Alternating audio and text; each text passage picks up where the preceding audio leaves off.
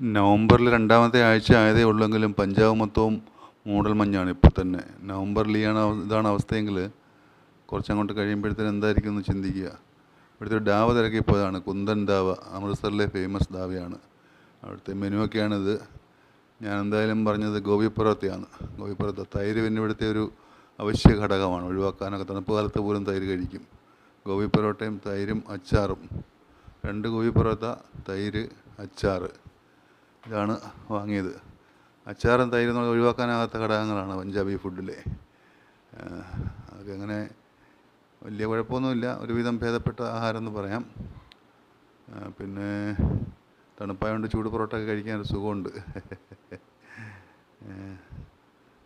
ഈ ഐറ്റവും ഒരു ചായയും കൂടെ വാങ്ങിച്ചതിന് ഞെട്ടുന്ന വിലയാണ് അമൃത്സറിൽ ഈടാക്കുന്നത്. ഈ തെരുവിലുള്ള കടകളുണ്ട്, അതാണ് ഭേദം. ഇതാണ് ബില്ല് കാണുമ്പോൾ മനസ്സിലാവില്ല.